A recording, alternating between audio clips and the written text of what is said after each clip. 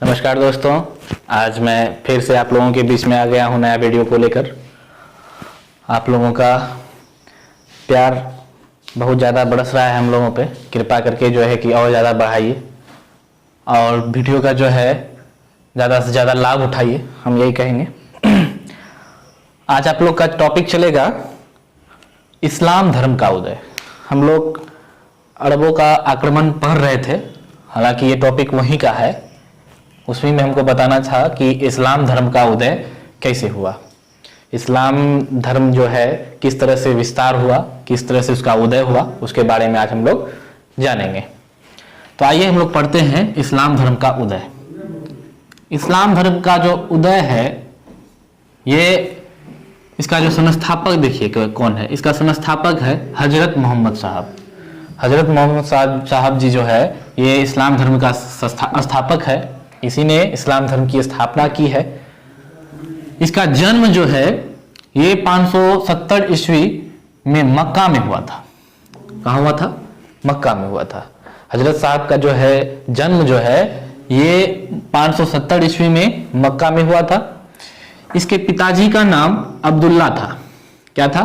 अब्दुल्ला था। इसके पिताजी का नाम जो है अब्दुल्ला था। माताजी का नाम अमीना थी। उसे ज्ञान की प्राप्ति जो है 610 ईस्वी में हीरा गुफा नामक एक जगह है जहां से ज्ञान की प्राप्ति हुई थी। जैसे हम लोग पढ़े होंगे, आप लोग पढ़े होंगे बौद्ध धर्म का भी, गौतम बुद्ध को भी इसी तरह से ज्ञान की प्राप्ति हुई थी बोधि वृक्ष के नीचे। उसी तरह से जो है हजरत मोहम्मद साहब को भी 610 ईस्वी में हीरा गुफा नामक जगह में जो है उसे ज्ञान की प्राप्ति होती है। हिजरी संवत जो है ये 24 सितंबर 622 ईस्वी 24 सितंबर 622 ईस्वी से इसका शुरुआत होता है। तो हम लोग समझेंगे कि हिजरी संवत है क्या। हिजरी संवत क्या है? हिजरी संवत जो है एक प्रकार का इस्लामिक कैलेंडर है। क्या है दोस्तों? इस्लामिक कैलेंडर है। ये हिजरी संवत जो है एक प्रकार का इस्लामिक कैलेंडर है। ये कैलेंडर जो है कब से प्रारंभ हुआ?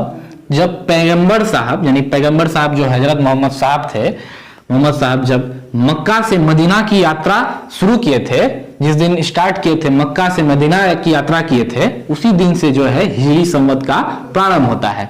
यह हिजरी संवत एक प्रकार का इस्लामिक कैलेंडर है। आगे पढ़ेंगे हम लोग कि हजरत मोहम्मद साहब का जो है विवाह जो है किन से हुई। तो हजरत मोहम्मद साहब का विवाह जो है खादिजा नामक एक महिला से हुई, जो एक विधवा महिला थी। ये एक विधवा महिला से विवाह करते हैं और इसकी पुत्री का नाम था फातिमा। फातिमा नाम की इसकी एक पुत्री थी। उसके बाद इनका दामाद जो थे वो अली थे। अली साहब जो थे वो कौन थे? इनका दामाद थे। हजरत मोहम्मद साहब जी का जो है मृत्यु 632 ईस्वी में हो गई और इसे जो है मदीना में दफनाया गया। हजरत मोहम्मद साहब को कहां दफनाया गया? तो मदीना में दफनाया गया। इसका पवित्र ग्रंथ है कुरान। ये पवित्र ग्रंथ इसका है कुरान, जिसकी रचना जो है हजरत मोहम्मद साहब ने की है। उसके बाद हम लोग एक नोट में देखेंगे, पैगंबर मोहम्मद साहब के उत्तराधिकारी को खलीफा कहा जाता था। पैगंबर मोहम्मद साहब के उत्तराधिकारी को क्या कहा जाता था? खलीफा कहा जाता था। खलीफा इसलिए कहा जाता था क्योंकि खलीफा को जो उन लोगों ने धार्मिक गुरु माने हैं। ये खलीफा जो होते थे उन लोगों का क्या होते थे? धार्मिक गुरु होते थे। और ये धार्मिक गुरु के साथ साथ जो है ये राजनीतिक में भी हस्तक्षेप करने लगे। धीरे धीरे इसमें जो है विवाद उत्पन्न होने लगा। धीरे धीरे खलीफा को लेकर क्या होने लगा? विवाद उत्पन्न होने लगा, क्योंकि खलीफा जो है अब राजनीतिक हस्तक्षेप भी करने लगे थे। उसके बाद क्या होता है, इस विवाद के कारण इस्लाम धर्म में दो भागों में बढ़ जाते हैं। इस्लाम धर्म जो है दो भागों में डिवाइड हो जाते हैं, एक शिया और सुन्नी। एक शिया और सुन्नी, आप लोग जानते होंगे शिया और सुन्नी। मुसलमान जो है दो भागों में डिवाइड हो गए। कुछ लोग जो है शिया को सपोर्ट करते, कुछ लोग सुन्नी को सपोर्ट करते हैं, है ना। तो शिया और सुन्नी क्या है? शिया सुन्नी जो है, शिया मुसलमान होते हैं, उनका कहना था कि नहीं, जो मोहम्मद साहब के वास्तविक उत्तराधिकारी है वही खलीफा कहलाएंगे। वही खलीफा कहलाएंगे, वही धार्मिक गुरु कहलाएंगे, वही जो है राजनीतिक गुरु कहलाएंगे। लेकिन सुन्नी का कहना था कि नहीं, ऐसा कोई जरूरी नहीं है कि पैगंबर साहब के जो वास्तविक गुरु हैं, पैगंबर साहब के जो वास्तविक उत्तराधिकारी हैं वही खलीफा कहलाएंगे। ऐसा कोई बात नहीं है। खलीफा कोई भी व्यक्ति बन सकते हैं, खलीफा आम व्यक्ति भी बन सकते हैं, जिसके अंदर योग्यता है वो खलीफा बन सकते हैं। ये सुन्नियों का कहना था, सुन्नी मुसलमानों का कहना था। उसके बाद जो है आइए इसकी शिक्षा की बात करते हैं। आप लोग नोट कर लीजिएगा कॉपी में शिक्षा।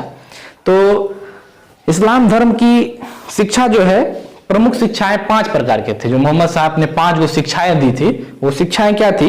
एक पहला था कलमा, दूसरा था नमाज जो दिन में 5 बार पढ़े जाते हैं। उसके बाद था रमजान। रमजान में आप लोग जानते होंगे, रमजान का जब समय आता है, रमजान का जब महीना आता है, उसमें हमारे मुस्लिम भाई जो है रोजा रखते हैं, भूखा रहते हैं, दिन भर वो रोजा रखते हैं। तो ये रमजान हुआ। उसके बाद आता है जकात कर। एक जकात कर, जकात एक कर है, ये एक धार्मिक कर है। आप लोग पढ़े होंगे, एक कल पढ़ाए थे जजिया कर के बारे में। जजिया कर भी जो है ये गैर मुसलमानों पे लगाया गया था। ये गैर मुसलमानों पर बहुत अधिक मात्रा में जो है कर वसूला जाता था, तो उसे हम लोग जजिया कर कहते थे। तो यहाँ जो है चौथा शिक्षाएं जो दी थी वो थी जकात कर। जकात कर जो था ये मुसलमान भाइयों के लिए था, ये इस्लाम धर्म के लिए था। इस्लाम धर्म के जो व्यक्ति थे वो अपने कमाई के कुछ हिस्सा को दान कर देते थे, अपने धार्मिक संस्थाओं को दे देते थे दान, उसी को हम लोग जकात कहते हैं। ये जकात कर एक धार्मिक कर थी, है ना। उसके बाद 5वां शिक्षाएं जो दी मोहम्मद साहब ने, 5वां शिक्षाएं जो दी, वो 5वां शिक्षाएं क्या थी? तो वो थी हज। हज आप लोग सुने होंगे कि हमारे मुसलमान भाई जो है हज करने जाते हैं, अपने जीवन में एक बार जरूर जो है हज करना चाहिए। उन लोगों का ये 5वां शिक्षा है कि उसको एक बार हज करने के लिए जाना चाहिए। तो हज करने के लिए कहाँ जाते हैं? मक्का और मदीना जाते हैं। तो ये 5वां शिक्षा है उन लोगों का हज था। तो ये था आप लोगों का इस्लाम धर्म का उदय किस प्रकार हुआ, आप लोग आज जाने। आप लोगों को अच्छा लगा होगा आज का वीडियो। और देखिए 2-4 स्टूडेंट हमारे ऐसे हैं जो मेहनत में मेरे देखे होंगे, तो उन्होंने कॉल किए हमको कि सर आप जो है बेसिकली आप बीएससी मैथ के स्टूडेंट हैं, तो आप आर्ट्स पेपर पढ़ाते हैं, क्या लॉजिक है? तो देखिए पढ़ाना ये जरूरी नहीं है कि हम साइंस के स्टूडेंट हैं तो हम आर्ट्स नहीं पढ़ा सकते हैं, ये गलत बात है। हम साइंस के स्टूडेंट हैं, साइंस तो पढ़ा ही सकते हैं। बट हमारे पप्पू सर भी हैं साइंस के टीचर्स, वो साइंस के स्टूडेंट हैं, साथ में हम लोग बीएससी कर रहे हैं। तो साइंस का टीचर हमारे यहाँ बहुत ज़्यादा अवेलेबल है। आर्ट्स के नहीं होने के कारण हम आर्ट्स पढ़ा रहे हैं। तो आर्ट्स पढ़ाना हमको एक अच्छा लगता है, इसलिए हम आर्ट्स पढ़ा रहे हैं। तो ये तो कोई तरह का लॉजिक नहीं बनता है कि हम बीएससी मैथ के स्टूडेंट हैं तो हम आर्ट्स नहीं पढ़ा सकते हैं। हम आर्ट्स पढ़ाने के लिए घर में अपना रूम में मेहनत करते हैं, मेहनत करने के बाद तब जाके हम आर्ट्स का वीडियो बनाते हैं। तो आप लोगों को पढ़ने का इच्छा होनी चाहिए, आप लोग सिर्फ पढ़िए, है ना, मेरे बैकग्राउंड पे मत जाइए। ये अच्छी बात नहीं है। हमारे ज्ञान पे जाइए कि हम क्या ज्ञान दे रहे हैं, और अच्छा लगे तो आप लोग शेयर जरूर कीजिए, कि अपने फ्रेंडों को शेयर कीजिएगा तो वो लोग भी सीखेंगे। हम ये नहीं कहेंगे कि आप लाइक कीजिए या कुछ कीजिए, लेकिन वीडियो को शेयर कीजिए, ज़्यादा से ज़्यादा शेयर कीजिएगा। तो क्या होगा कि बहुत सारे लोगों को यहाँ ये वीडियो देखने को मिलेगा, तो वो कुछ इससे 2-4 अक्षर सीखेंगे, तो ये सबके हित में होगा। चलिए आज का वीडियो इतना तक। जय हिंद, जय भारत।